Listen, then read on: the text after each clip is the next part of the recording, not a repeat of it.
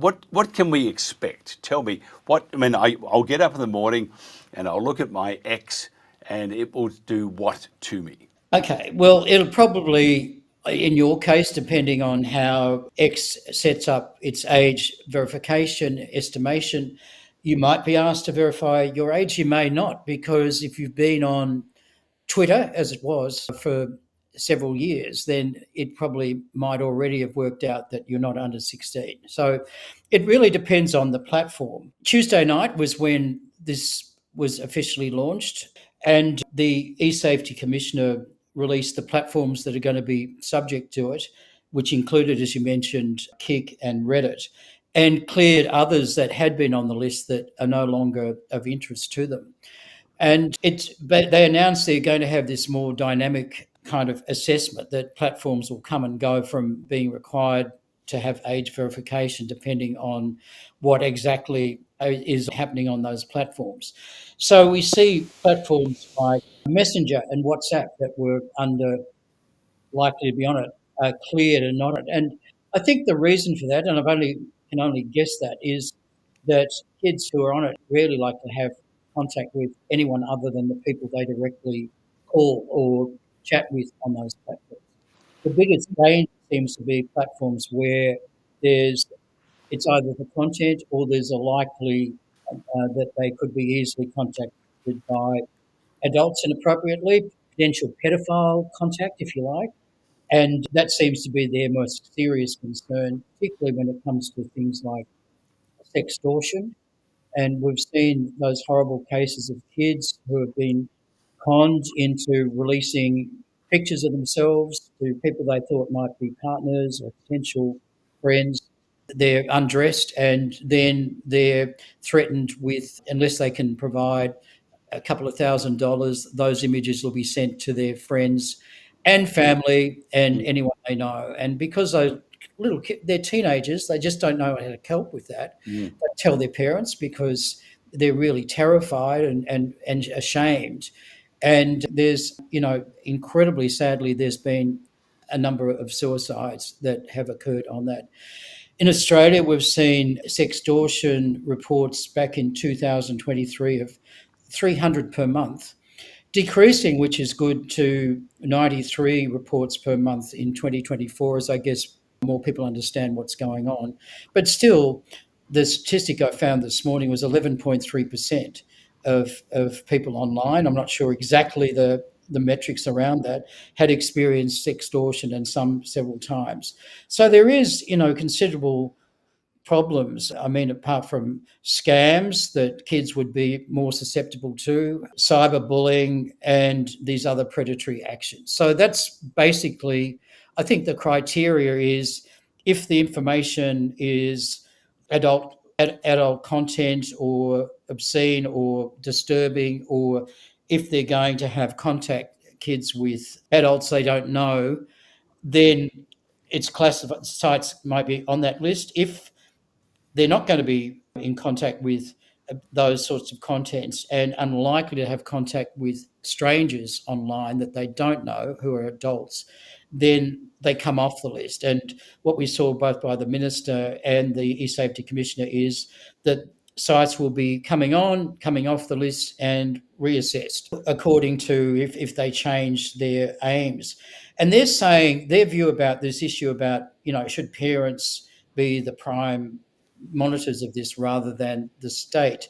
They're saying they're going to be acting more like the regulator. So they're going to be saying to the platforms, we think that it's not us who should be regulating it, it's the platforms. We're going to make sure that you have age verification if it's necessary, but it's your job to do that, not our job. So they're saying the platforms and parents are the ones in the end who would be the arbiters of what their kids are involved in online. Can I ask you, if somebody said to you, we're going to lower the speed limit because there are so many accidents, and that on any open road, the maximum speed you'll be travelling is 80 k's. That's to stop those idiots from driving into you. Can you tell me if that makes sense to you? Because here's the thing. It's most of those people on the road are very good. You've got a couple of numbnuts who aren't. And the same thing with the e-safety issue. We are inhibiting Australians, for example, no matter what age, you're putting in the restrictions and the sharing of data and stuff like that, because parents aren't interested in the kids.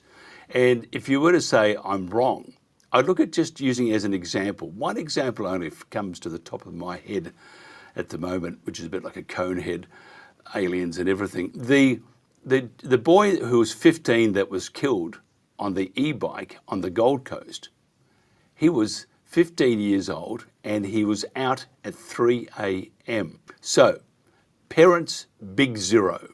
A child killed, big zero. But it doesn't mean that the other 700,000 or 300,000 children are out and about, or people are doing bad things. It just means that, for example, the child was out, and that's just terrible, at 3 a.m. And we know it's hard for parents, but they have to make the effort because their job is to look after their family. And if they don't know, in my own humble opinion, they should have their heads examined.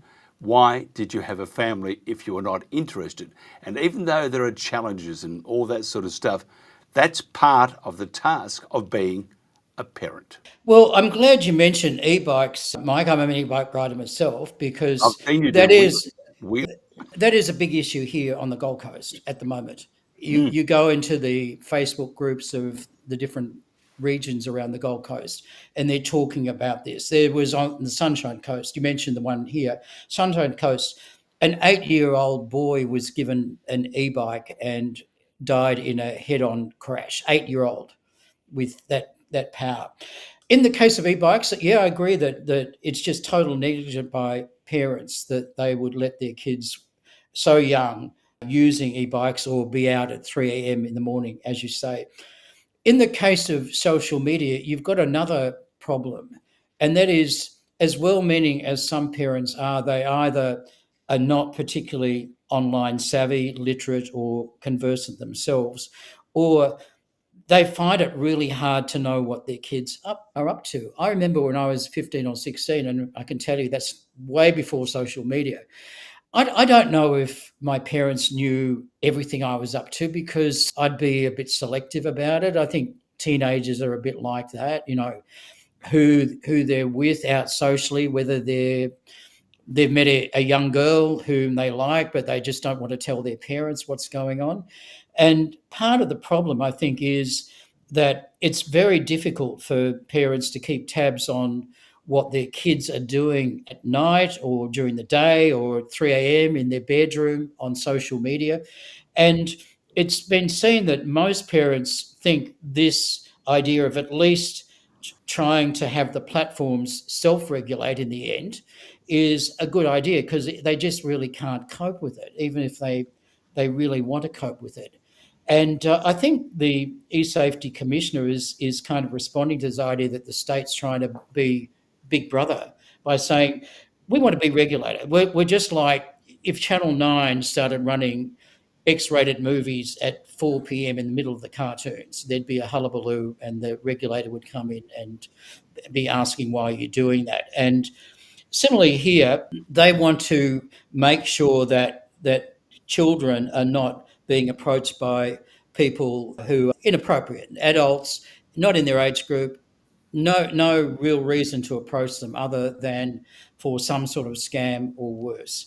So I think that's why there's been wide support by parents. It's not saying they're negligent or don't have their best interests at heart. They just don't know what their children are doing. And in the case of sextortion, there was a pretty good documentary a few weeks back that the kids who did end up taking their life, they were just too embarrassed. They lived in a family environment where maybe these things weren't talked about so openly.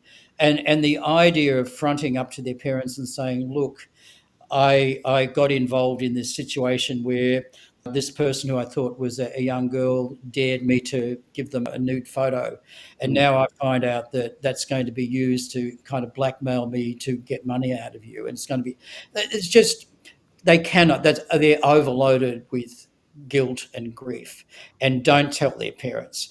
So there are those situations. I agree with you. I think, it's awful when, because of a few people, everyone tends to have to suffer a bit. But I think parents really can't cope in the space. And even me, who has lived with, being involved in technology since the 1970s, I have to be aware for scams, particularly scams where online it says someone has logged in from Dubai into your Facebook account, please change the password here.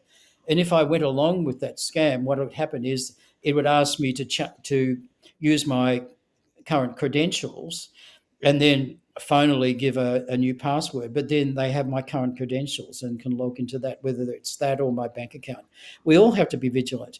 So I think the answer is yes, parents have to take responsibility, but adults find coping with what's happening online hard enough. We get, kind of goaded into horrible, bloody confrontational discussion groups in Facebook, which we don't really want to take part in, but something there has really egged us into commenting. And I think that's why. And in Australia, unlike in the UK, where I think there's been a lot of the paranoia that's arisen in this area has come out of what seem to be very much more rigid type of guidelines that we've seen.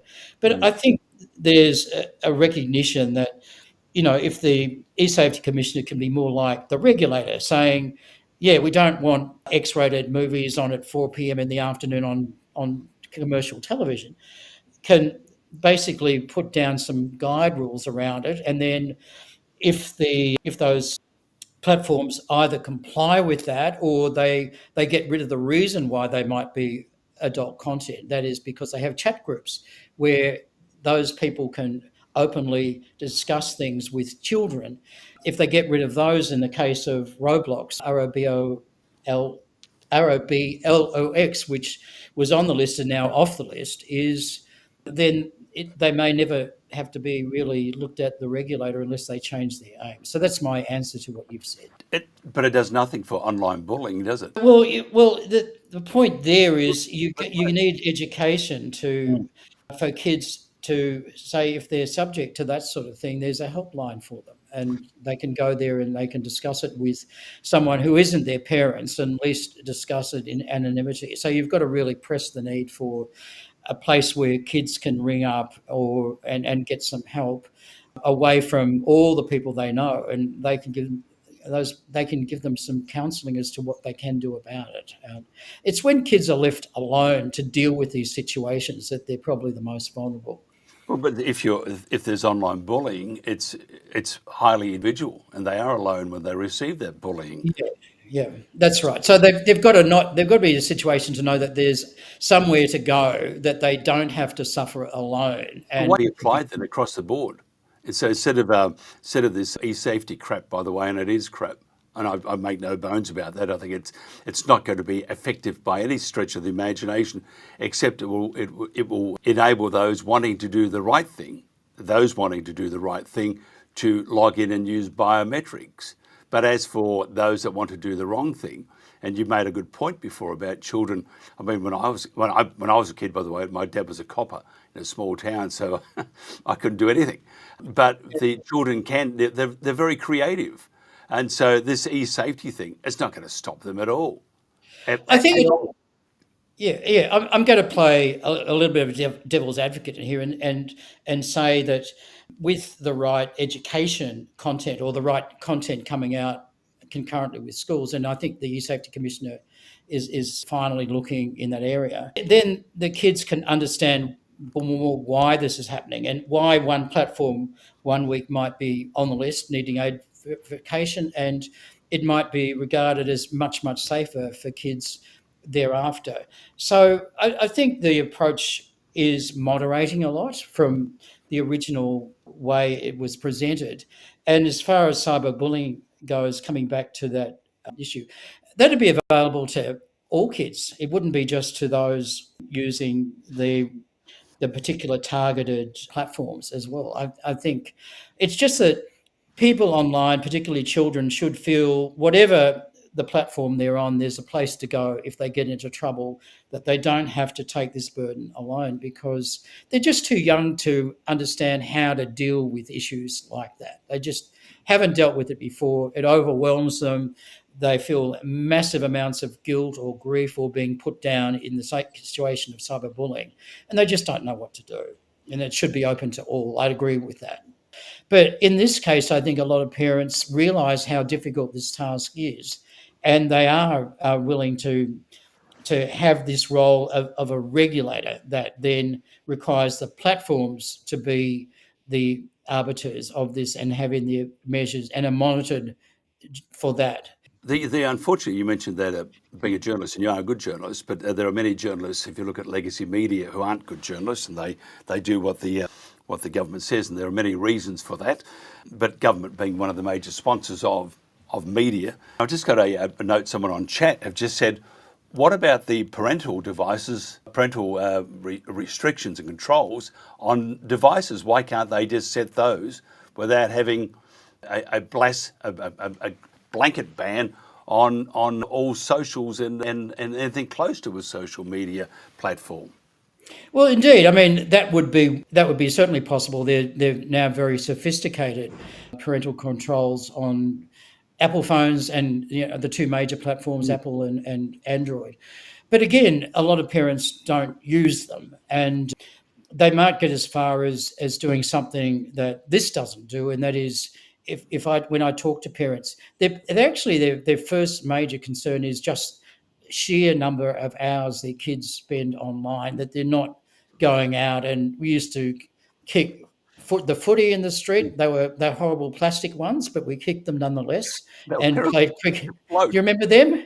You get them. That's what you could get at Woolworths or whatever. Plastic footies that you kick them and they go about 2 meters or whatever. They want to get their kids out and breathing the air. So their concern is a bit different to the content of social media.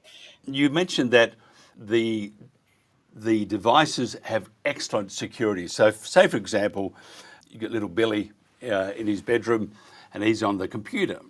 If you needed to set up a device there, something on that device that would stop them from going to XX, whatever, they could do that. So therefore, the kid can sit on that computer all day, and it's safe. But what you're saying is that parents basically won't do that or can't do that. Surely these parents, they can work an ATM, they can work a mobile phone, they can work the computer themselves, they browse, they go to all sorts of things. Surely they have the competence to be able to set up a security net within their own home and on the children's devices. Now they have their own mobile phones. So surely you can put in a lock there that will limit them to what they can do. Or better still, Chris, what about this? If they don't give them a mobile phone, I mean, well, you can actually give your kids special mobile phones. There's an Australian company, I just can't remember its name offhand, that specialises in mobile phones for children, which actually will tell you where they are, and they accept that you as an adult waive the privacy right of knowing where your kid is, which sounds perfectly reasonable, particularly if they're a young kid. And incidentally, they're often similar to the phones that seniors might pick up as well. They're just very simple to use. Right. And I think that's the solution. I do know from my own experience, there's a lot of people who are just totally phobic about technology. They might have to do a job where you say, look, all you got to do is open a browser, type in this web address, go there, click on this, and you're done. And they just find that they have a real phobic reaction to the use of technology. But there are people like you or their neighbours or friends or family that can actually do it for them. Oh yeah, we're often burdened with all sorts of calls at all sorts of times about doing those sort of things, and we do. But I think at the end of the day, if we see these statistics of sextortion and kids who are hit by scams really start to drop, then I think you've got a strong argument that we can maybe leave more of it to parents. But at the moment, those reports are still quite numerous, and the deaths are quite, a number. Roblox, the gaming platform for kids in the US, is case in point. There's been several cases where, and there's legal litigation there in those cases, and also litigation on a state level, like as well, against them. And they've brought in these restrictions on who can access it, who can access the kids who are using it, and what the platform provides. Enough for, even though there's that litigation, it's off the list of concerning platforms at the moment in Australia, and the I, ones announced on Tuesday. Yeah. and I did mention to you before about the 80k zone or 80k limit that they can Yes, you travel did. on Yeah. the road. I mean, that Yeah. would just be ridiculous, wouldn't it? Those sort of speeds are pretty common in other countries that I've But been not on in, open and roads. so You look at Europe. yeah, That's the last yeah, thing, is it not? yeah. Now, in our body corporate, we had a motion up for putting, I think it was rumble strips or whatever, in our basement, and Please that do. was knocked back, and on the basis that it would crack the building. So there we What? go. It would have fallen down. I'm leaving. They The cancelled. whole 40 stories. But you've I seen the don't know. car park. I mean, we're in the same car park. It looks like Yeah. Le Mans. I mean, it truly, I've never seen people drive so fast, and they don't see you. They just flatten the car, and it's like a racetrack, isn't it? Mate, I have to go down when I drive out of this place. I have to go down Wear a helmet. to, or drive into it, to level 6, right? That's where Mm. my designated parking spot is. It is probably it can be the scariest time, depending on who's there. Getting down to B6, Mm. 6 floors below the ground, which is like, reminds me of, was it Jules Verne's Journey to the Center of the Earth? But Mm. anyway, But at least you've come out alive. I've had people yes. park there. They truly they wander and wander. Now, which town was it? Where was it? And you're in trouble, aren't you? It's imposing and good to Yeah, see you. and there's a bit of smog and sort and stuff around down there as well. You need almost a snorkel to the surface. But anyway, Now, stop doing those wheel stands on your e-bike. By the way, I've seen you straight out Lawson Street. There you go. yes, yes. Well, anyway, I aim to survive. Anyway, Always a pleasure, Chris. We've chatted about many things and a great discussion. I think today it has gone by fast. If somebody wants to find out more about you or see that video, which is, I mean, I thought Platoon was a great movie. This is smoke and mirrors and daggers. I mean, it's something that Agatha Christie would have been proud of. and you would have seen the graphics of the three towers rising at the end, in going off into the sky. No, they're alien craft. I look at my Mm. neighbours. I think maybe they are. So if All somebody right. wants to find out more, how do they do that, Chris? Okay, my name is Chris Griffith. So easy to remember, chrisgriffith.com, without the .au, actually. Absolutely brilliant. Chris Griffith, thank you so much for your time.